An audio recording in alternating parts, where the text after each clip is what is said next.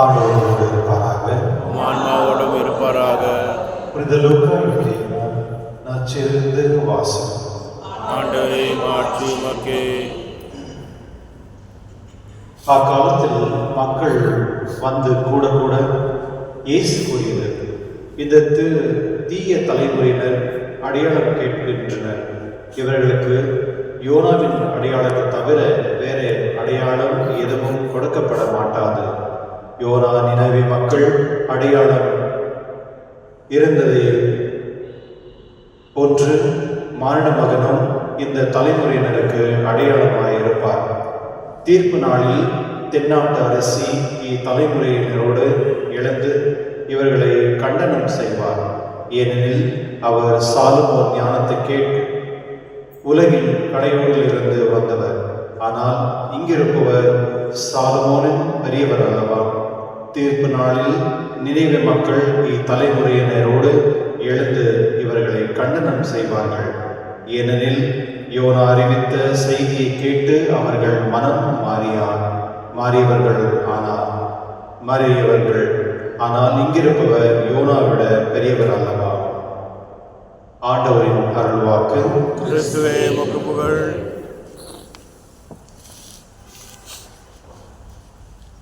கிறிஸ்துவில் அன்பானவர்களே, என்னுடைய வாசகங்கள் வந்து மனம் மாறுங்கள் என்றவருடைய வார்த்தையை நமக்கு ஆண்டவர் இயேசு தெளிவாக சொல்கிறார்.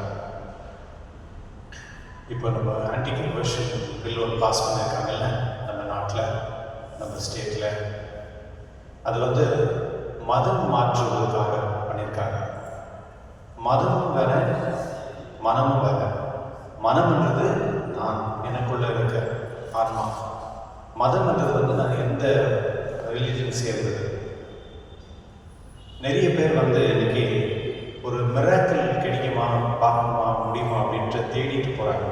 இந்த கோயிலேருந்து இன்னொரு கோயில், இன்னொரு கோயிலேருந்து இன்னொரு கோயில், அப்படி மக்கள் வந்து ஒரு இடத்துல இன்னொரு இடத்துல நிறைய பேர் வந்து போயிட்டே இருக்கிறாங்க. எனக்கு தெரிஞ்ச ஒரு குடும்பம், அந்த குடும்பத்தில் வந்து அவங்க கேத்தலிக் தான். ஆனால் திடீர்னு வந்து கோயிலுக்கெல்லாம் வருதில்லை, அப்படியே ஸ்டாப் பண்ணிட்டாங்க. அப்புறமா கொஞ்ச நாள் வருஷங்கள் ஆகிட்டவங்களுக்கு ஒரு இடத்துல கிடைக்க முடியுது. என்ன கோயிலுக்கெல்லாம் வருதில்லை அப்படின்னு கேட்கும் பொழுது, இல்லை எனக்கு அதெல்லாம் விருப்பம் இல்லை, எனக்கு இந்த விசுவாசமே இல்லை இப்போ அப்படின்னு.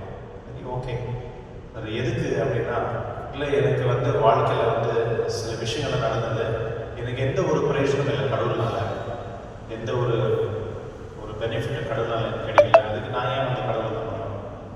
ஓகே, இது நாங்கள் முடிச்சிட்டோம். அது ஆகிட்ட பிறகு ஒரு 12 வருஷங்கள் ஆகிட்ட பிறகு ஒரு நாள் பார்த்தா அவர் கோயில் பின்னால் இருக்கார்.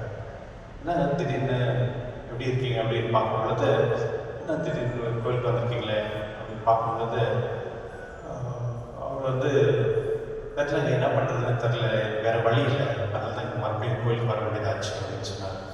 கிறிஸ்துவனுடைய சில நேரத்தில் நம்முடைய வாழ்க்கையில் வந்து நம்ம மிராக்கிள் நடக்கணும் அப்படின்ட்டு நம்ம எதிர்பார்க்குறோம். அந்த காலத்தில், இயேசு அந்த காலத்தில் கூட மக்கள் வந்து இந்த பரிசேயர்களும் இந்த பெரிய ஆட்கள் எல்லாம் வந்து ஆண்டவர் இயேசுகிட்ட வந்து அவர் ஏதாவது அடையாளம் காட்டுவார் அப்படின்னு தேடிட்டு இருக்காங்க. ஆனால் ஆண்டவர் இயேசு வந்து அவருக்கு தெளிவாக சொல்கிறார், உங்களுக்கு எந்த ஒரு அடையாளம் கொடுக்கப்படாது.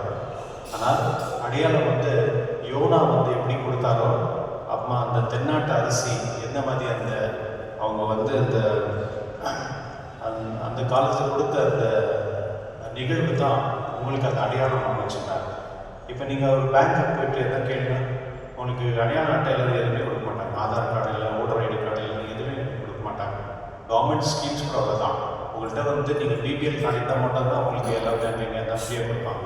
அந்த அடையாள அட்டை இல்லைன்னா உங்களுக்கு எடுத்துக்கவே மாட்டாங்க.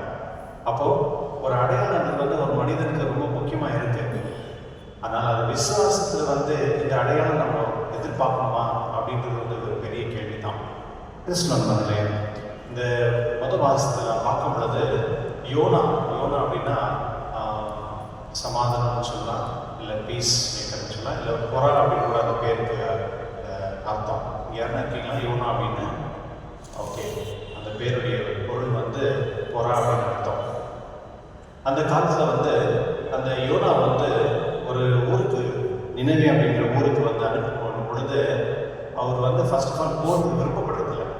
ஏன்னா அங்கே இருக்க ஜனங்க வந்து தவறான மக்களாக இருந்ததுனால அவங்களுக்கு போயிட்டு நீ போயிட்டு அவங்க போய் சொல்லு நான் அந்த ஊரை அழிக்கிறேன் அப்படின்னு கடவுள் அந்த மெசேஜ் அனுப்பும் பொழுது அவர் வந்து நிராகரிக்கிறார், போக விருப்பப்படுறது. ஏன்னா கடவுள் வந்து சொன்ன மாதிரி நடந்துக்கிறது இல்லை அப்படின்னு என்னுடைய ஒரு அபிப்பிராயம்.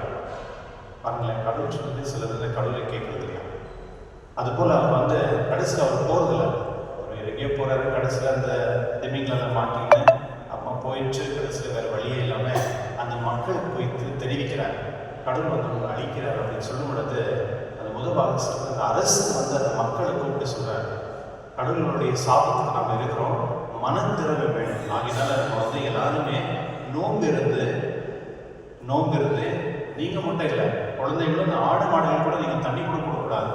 அது மாதிரி நம்ம வேண்டுது கடல் அப்படின்னு ஜெபிப்போம். ஒருவேளை கடல் வந்து அவருடைய மனம் மாறி நம்மளுக்கு வந்து அந்த மன்னிப்பு கொடுப்பார் அப்படின்றதுக்கு அந்த அரசன் சொல்லும் பொழுது அந்த மக்கள் அதை கேட்டு நடந்துக்கிட்டாங்க.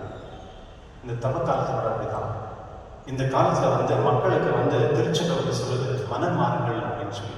அந்த கடலுடைய வார்த்தை இந்த 40 நாட்கள் வந்து கடல் வந்து நம்மளுக்கு வந்து நோம்பு மூலியமா, தர்மத்தின் மூலியமா, மற்ற நல்ல செயல்கள் மூலியமா, ஜபத்தினால நம்ம வந்து நம்ம மனம் மாறி கடல்கிட்ட கிட்ட வரும் பொழுது அவருடைய என்ன சொல்றது அந்த தண்டனையிலிருந்து நம்ம மீட்பு அடைந்து அந்த கடலுடைய ஆசீர்வாதம் பெறுவோம்.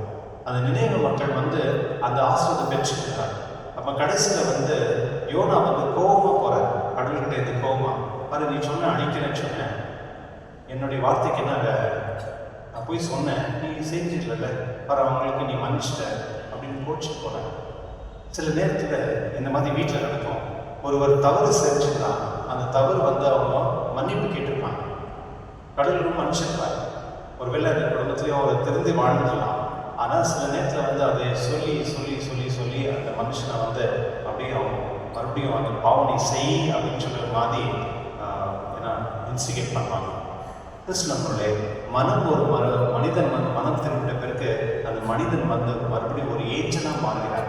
அது எப்படின்னா நீங்கள் பாவம் செஞ்சு வரும் பொழுது நீங்கள் அந்த பாவ மன்னிப்பு கேட்ட பிறகு அதை வாங்கிட்ட பிறகு நீங்கள் மறுபடியும் ஒரு புது குழந்தை போல தான் நீங்கள் வாழ்வீங்க, ஒரு நியூ பர்சனாக, ஒரு ஏஞ்சலாக.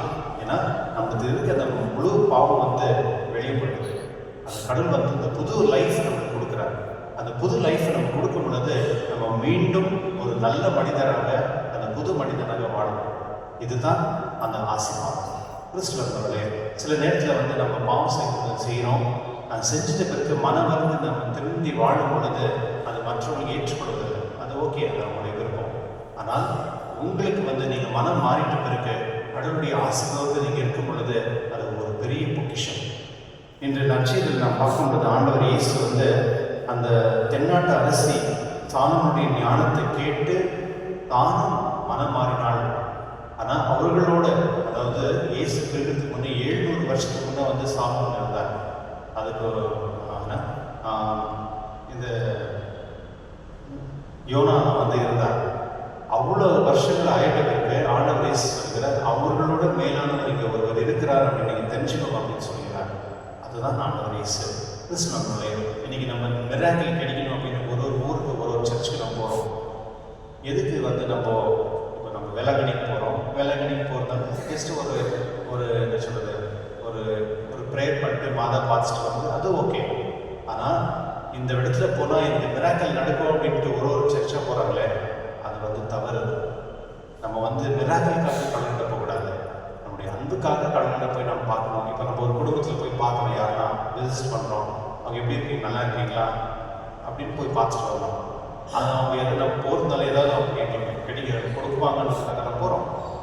சில பேர் போகலாம், பட் அது வந்து ஒன்றும் பிரச்சனை கிடையாது. அதுபோல் திருவலி தான் வந்து பிக்கெஸ்ட் மிராக்கிள். நம்ம வந்து நம்ம எதிர்பார்க்குறோம் இல்லையா. யாரோ ஒரு சொல்லிருந்தாங்க, ஒரு அம்மா வந்து ரொம்ப ஏழ்மையானவங்க, அவங்க குழந்தை வந்து ரொம்ப சிக்காயிட்டதுனால அவங்க ஹாஸ்பிட்டல் கூட கூட்டு போக முடியல. கடைசியில் வந்து அவங்க வந்து அந்த குழந்தைய வந்து ஆழ்கடலில் பண்ணி வச்சுட்டு, கடலில் நீ தான் எனக்கு காப்பாற்றணும், எனக்கு வேறு வழியே இல்லைன்னு சொல்லும்போது அது ஆகிட்டு பிறகு கொஞ்ச நேரத்தில் ஆகிட்டு பிறகு அந்த குழந்தை நல்லா ஆயிடுச்சு அப்படின்னு ஒரு ஃபாதர் சொன்னார். கிறிஸ்துவர்களே, மிராக்கிள்ன்றது வந்து கடவுளுடைய அன்புக்கு சார்ந்தது. நம்ம கடவுளுடைய அன்பை நம்ம பெற்றுக்கொள்ளும் பொழுது அது ஆட்டோமேட்டிக்காக அது மிராக்கலாக தான் மாறும்.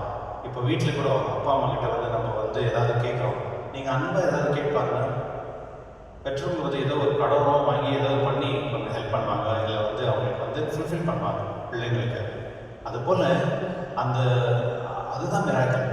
நம்ம வந்து கடவுள்கிட்ட நம்ம வந்து கடவுளுடைய அன்பை நம்ம பெற்றுக்கொள்கிறோம் இல்லையா, அதுதான் உண்மையான மிராக்கல். அதை விட்டால் வேறு எந்த மிராக்கல் நமக்கு தேவையில்லை. ஒரு கை இல்லாதவங்களுக்கு திடீர்னு கை வந்துடுது, கண்ணு பார்வை இல்லாதவங்க கண்ணு வந்துடுது, அது மிராக்கல் கிடையாது. அது வந்து கடவுள் வந்து அந்த சமயத்தில் ஏன் செஞ்சார்னா அவருடைய வல்லமை கடவுள்னு தெரிஞ்சதுக்காக தான் சொன்னது. ஆனால் இன்னைக்கு வந்து நம்ம வந்து கடவுள்கிட்ட நான் ரொம்ப சிக்காக இருக்கேன், நான் ரொம்ப நல்லா இருக்கணும் அப்படின்னு கேட்க தேவையில்லை. கடவுள் நம்ம கொடுத்துருக்க அந்த செல்வியை நம்ம ஏற்றுக்கொள்ள வேண்டும், அது நடந்து கொண்டு போக வேண்டும். கிறிஸ்துவங்களே, இதோ கடவுள் கொடுத்துற ஒரு கிரேட்டஸ்ட் மிராக்கிள் வந்து திருப்பலி தான். அந்த சாதாரணமான அப்போ வந்து கடவுளுடைய உறவு அவருடைய உடலை மாறுது, அதை நம்ம நம்புகிறோமே, அதுதான் மிராக்கிள். அதனால கடவுளுடைய திருப்பலியில் நம்ம பங்கு கொள்ளும் பொழுது அந்த மிராக்கிளுடைய வேறு எந்த ஒரு மிராக்கிளும் தேவையில்லை. அதனால தான் இந்த திருப்பலி வரும் பொழுது கரெக்ட் டைமுக்கு வரணும், ஒரு ப்ரிப்பரேஷனோடு வரணும். நம்ம வந்து சுத்தமாக வரணும், நம்ம வந்து ஒரு ப்ரேயர்ஃபுல்லாக வரணும். அந்த திருப்பலியில் 100% நம்ம பங்கெடுத்துக்கணும். நம்ம வந்து வேறு டென்ஷன் நம்ம வேறு. அதனால சில பேர் வந்து ஃபேமிலியில் குழந்தைங்க இருந்துச்சுன்னா ஹஸ்பண்ட் ஒய்ஃப் இப்படி பண்ணுவாங்க, நான் ஃபஸ்ட்டு மாஸ்க் போயிட்டு வந்துடுறேன், குழந்தை நீங்கள் பார்த்துக்கோங்க, அப்போ நான் வந்த பிறகு வீட்டில் குழந்தை நான் பார்த்து நீங்கள் பூசைக்கு போயிட்டு வாங்க. பாருங்க, இது எனக்கு ஒரு ஹஸ்பண்ட் ஒய்ஃப் தான் சொன்னாங்க, நாங்கள் இப்படி தான் பண்ணுறோம் ஃபாதர், நாங்கள் 2 பேரும் ஒன்றா வரதில்லை, ஏன்னா குழந்தை ரொம்ப சின்னதாக இருக்கிறதுனால திருப்பலி வரும்போது ரொம்ப டிஸ்டர்பன்ஸாக இருக்கும். சில நேரத்தில் வந்து நம்ம கோயிலை பார்க்கும்போது நிறைய டிஸ்டர்பன்ஸ். அப்போது அந்த உண்மையான மிராக்கிள் நடக்கக்கூடிய அந்த இடத்துல வந்து நம்ம வந்து உண்மையாக இல்லை, நம்ம அதை ஏற்றுக்கொள்வதில்லை. கிறிஸ்துவனுடைய திருப்பலிக்கு ஏற்ற ஒரு ஈடானது உலகத்தில் எந்த ஒரு வரப்பிரசாதமும் இல்லை. அது highest form of greatest glory அப்படின்னு சொல்லுவாங்க. அதனால திருப்பலி வரக்கூடாது, உங்களே நீங்கள் ப்ரிப்பேர் பண்ணிட்டு வாங்க, சந்தோஷமாக போவாங்க, அந்த பிளெஸ்ஸிங்கோடு போவாங்க. அதனால் வரும்பொழுது ஒரு ப்ரீ ஆக்கியபைடாக வராது. ஓகே, இது செய்யணும், அது செய்யணும், இது பண்ணணும், அதெல்லாம் தேவையில்லை. நீங்களும் கடவுள், நீங்கள் 2 பேரும் வந்து ஒன்றாவது தான் இந்த திருப்பலி. அந்த திருப்பலியில் ஆசீர்வாதம் பெறுமே, அதோட மிராக்கிள் வந்து இந்த உலகத்தில் எந்த ஒரு மிராக்கிளும் கிடையாது. அதனால இந்த திருப்பலி கடவுள் நான் ஜெபிப்போம். இறைவா, நீ கொடுத்த இந்த திருப்பலிக்காக நன்றி. மற்றும் நான் எப்பொழுதுமே இந்த திருப்பலியோடு உங்களோடு இணைந்து என்னுடைய பாவ பரிகாரத்துக்காக மன்றாடி நான் எப்பொழுதுமே ஒரு பரிசுத்தமான வாழ்க்கை வாழக்கூடிய அந்த ஞானம் அறிவு தாரணும்னு சொல்லி இந்த திருப்பலியில் மன்றாடுவோம்.